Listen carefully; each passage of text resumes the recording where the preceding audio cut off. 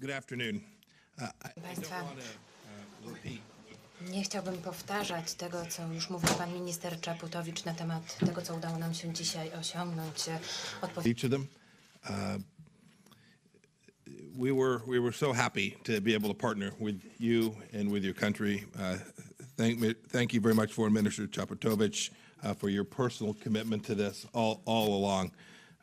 This first ministerial to promote a future of peace and security in the Middle East, I think will have lasting value to our two countries' security and to the security of Europe and to those people who are living in the Middle East as well.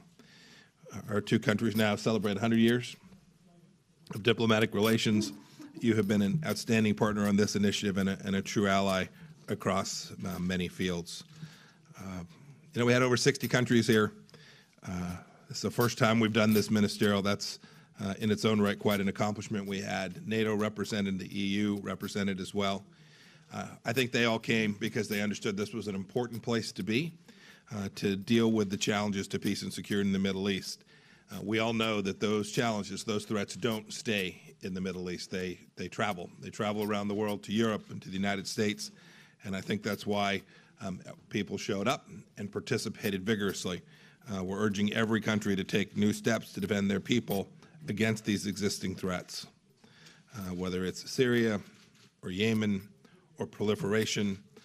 We talked a good deal about the peace process between Israel and Palestine, the Palestinians. We talked about terrorism. We talked about Iran and cybersecurity and humanitarian crises.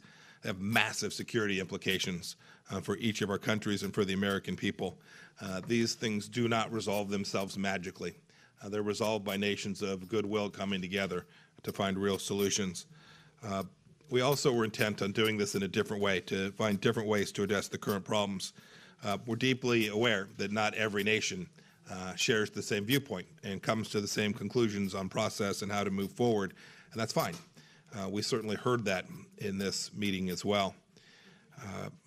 I will say, too, the reason this was instigated is because we wanted to illustrate with real action President Trump's diplomatic commitment to building new coalitions that tackle the greatest threats of our time. We backed up what I said in Cairo just a few weeks ago.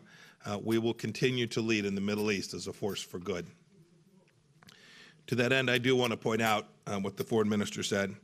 That was a truly historic gathering. At the dinner last night, Arab and Israeli leaders gathered in the same room to talk about deeply common and shared interest. It's undeniable that Iran's aggression in the region has brought Israel and Arab states closer together. What I think was even more remarkable is that it didn't feel all that historic. It felt right, it felt normal, because we were working on a common problem. Let me close here by saying the United States wants to thank every country that participated for their contributions. The future of our cooperation on Middle East security can only get brighter from here. Thank you.